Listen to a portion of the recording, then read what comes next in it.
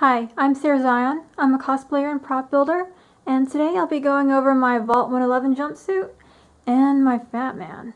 Yeah, I've got it attached to the wall because, let's be honest, moving it around is a pain in the ass. Alright, let's start with the jumpsuit. I made this for Wizard World New Orleans 2016 this past January, entirely from scratch. It looks better when there's a body in it, I promise.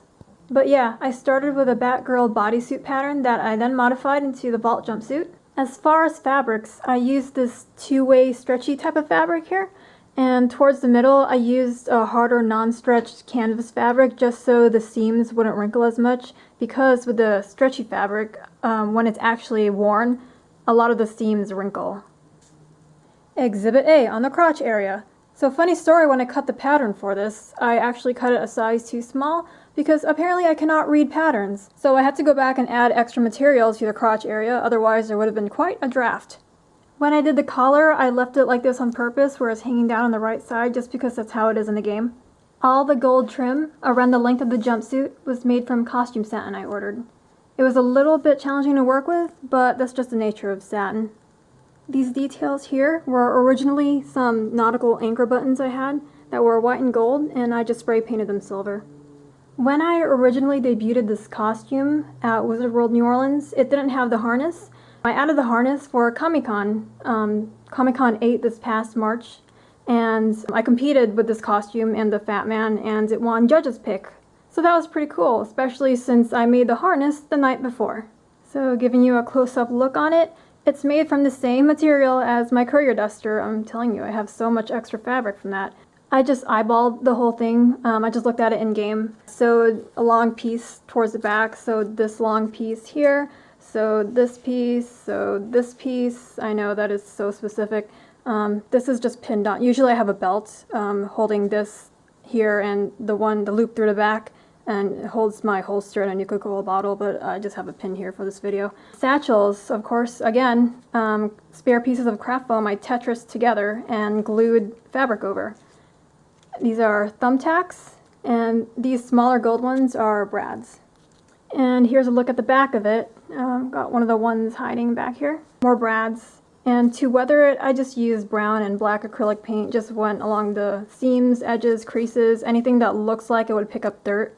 Sometime down the road, I'm going to add the standard leather armor on the shoulder here, but I'm going to remake the jumpsuit. I'm going to keep the harness, but the jumpsuit needs to be remade. It's just missing so many details, and there are a lot of parts that I just want to redo. It's missing the ridges on the arms, it's missing them on the front of the jumpsuit, it's missing the seams in the correct places, just some things that I can't simply add that I would just need to redo. And plus, this just needs to go. So yeah, that's pretty much it for the Vault 111 jumpsuit, this initial version of it. Alright, and on to the Fat Man. Watch this. Bam! Yeah, the lights are not canon, they're just a gimmick, and they're just here to emulate a runway for the mini nuke. It took me 1 week to build this thing from the ground up. It's definitely my pride and joy. It's the prop weapon I bring most often with me to different conventions, and I sewed the jumpsuit the same week I was building this prop. So that was an insane time. Coming up here closer, because I use it so often, it's gotten banged and beaten up, and it needs a bunch of repairs. See, we've got things bent out of shape. All my wires are needing to be either replaced or fixed up. So components. It's probably 85% craft foam. There's no EVA foam in here. There's no PVC pipes or anything. It's all craft foam and recycled materials. The base is craft foam. This section, craft foam. Grips, craft foam. Entire rear section, craft foam. As far as the other components, I have things like Mocha Java bottle caps. We've got two over here glued together. And the piping, you see all these curved sections here along the piping details. These are foam hair rollers. You know those hair rollers that women used to curl their hair? Yeah, these are it. I paper maché'd them because I needed something that I could bend into specific shapes like this, and at the time I didn't know anything about PVC pipes. So I don't even know if they come in these like half-inch, 3/4 inch sizes. So foam hair rollers were what I used. Just paper maché'd them, bent them like this so that they'd stay in place, and then I just painted them. Now the middle sections here that are, you see here, are solid. These are actually plastic cheerleading batons that I attached to the foam just so if it gets bumped around it's not going to bend out of shape, because even though I paper mache them, it's not going to be that durable. Like, see, it still sinks in a little bit when I push it like this. So we got foam hair rollers and plastic batons in this weapon. Up here, this is a plastic laundry basket. This section here, the front, and this detail here, a plastic laundry basket. If you remember the Fat Man in Fallout 4, the tops had these details on here with rectangular holes, and I just didn't want to cut each hole individually because I had maybe 2 days left by the time I got to this section. So I went out, just looked around the dollar store, and I found a dollar laundry basket that I chopped up for this part and these parts here. Now, one reason I ran out of time is that not because I was procrastinating this time, but that I had individually cut these holes in the craft foam for these sections, and that took forever. I hand traced and hand cut every single hole, and then sanded each hole a little bit. So that was time consuming, and it just cut into the time I needed for this section. So shortcut, laundry basket. The grips are actually not sturdy. When I carry the Fat Man, I have to balance the majority of the weight as a fulcrum on my shoulder. Because this I hold with my left hand. This I actually don't touch because look how loose it is. I have it super glued, hot glued, and pinned, but it's still pretty flimsy like this. So this one I hold with my left hand just to stabilize the front weight of the Fat Man, but most of the weight is on my shoulder. I balance it on my shoulder. This is beading wire just to help keep the craft foam from bending anywhere but here. And on this side we've got, you know those Pam cooking sprays? Yeah, I ran off with the lid and spray painted it silver and just glued it on here. So that's that. Another foam hair roller. And I just put craft foam pieces on here as detailing. And when I started building the Fat Man, I started with the base and then the back. So I had more time with this section. And you can see like details here I did with an X-Acto knife. I just carved it out for the ridges and then weathered and distressed. These are water bottle caps, and it's identical on the other side, just a mirror image, same thing. More of these ridges and more bottle caps. The back is all craft foam and the bottom of a water bottle. I'm not even sure how many water bottles I have in this because I have quite a few. I've got this, all the water I drank to get the bottle caps for these sides, and I have 2.5 water bottles as that. See it? Yeah, hang on, let me get over there.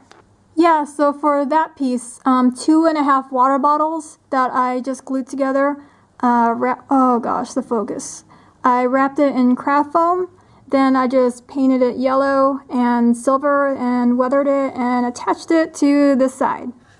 I really should have made this video before I tacked the Fat Man to the wall. Here I am underneath just to get you a better view of it. I'm back on this side just to show you more foam hair rollers for the pipe detailing on the right side. More craft foam, and to secure it and so that it wouldn't just break right off, I have bamboo skewers stabilizing each section. The Mini Nuke was a Nerf football that I sanded down, and I kind of scraped off the ends so that it would have more of a rounded shape like the Mini Nuke in game. Then I paper mached it, sanded it down again to get the smooth surface and so it would take paint. Then I primed it. I sprayed sandable primer on it. I don't even know how many times I sanded this down, but then I got it to the right texture before painting. Painted it, put nails, details along here. Then I just sealed it with spray Mod Podge. And so this is the result. The lights were just something extra I added. When I was working on the Fat Man on this side, painting it and looking down at the Mini Nuke, I just thought it looked like a runway. So I added the lights along the sides to emulate that runway. When I walk around with this at conventions, I usually don't have it lit up like this. So when people stop me for pictures, the battery pack is right here. I just reach over, flick it on, and they seem to love it when it lights up. But I'm definitely going to have to repaint this soon. A lot of the paint just either flaked off, or from a distance you can't even see the rust detailing I did along the sides. So maybe I'll do a video where I'm repainting the entire Fat Man and you can actually see the other side without me doing acrobatics trying to get a shot of it. Plus, as I said, a bunch of it is just warped out of shape, like this section here. What I might do, I might actually just cut it and redo this top part with wooden dowels so it'll actually stand up straighter. And you know what? I almost did not build this. I made this a month after my Elder Maxon cosplay, and when I decided for Wizard World New Orleans I was going to do Soul Survivor with the Vault 111 jumpsuit, I needed some sort of big impressive weapon to one-up my Maxon battle code that I had already done. So I went through all the weapons in Fallout 4, played around with the idea of making the Gatling gun or the missile launcher, which would have been a lot more doable for me at the time. Then I decided, no, go big or go home, so Fat Man it was. I regret nothing. But yeah, I went about as accurate as I could within my budget, just using a lot of recycled materials and a lot of craft foam. This entire Fat Man plus the mini nuke plus the lights equated to a grand total of $33 to make. I don't know if I'll ever remake the Fat Man again. I might just refurbish parts of it. But if I do with different materials, I'll definitely make a video of it because I can't believe I didn't document this whole building process here. Meanwhile, the Vault 111 jumpsuit, $19. So total, $52 for both the Fat Man and the jumpsuit. So that's pretty much it for this set. By far my favorite costume and prop weapon to lug around. I mentioned this wand judge's pick at Comic-Con, mostly due to this. Just bring this on stage, the audience, the cheers were amazing. One of my best cosplay experiences, for sure. Now, another good cosplay experience, when I brought this on stage, that's for another video. That went with my Tunnel Snake cosplay, another huge project that took a week to make, but yeah, that's something else entirely. If you have any specific questions on how I made either of these, the Fat Man or the jumpsuit, let me know, shoot me a message, anything. You can find all the progress pics on my Facebook and Tumblr. Alright, thanks for watching.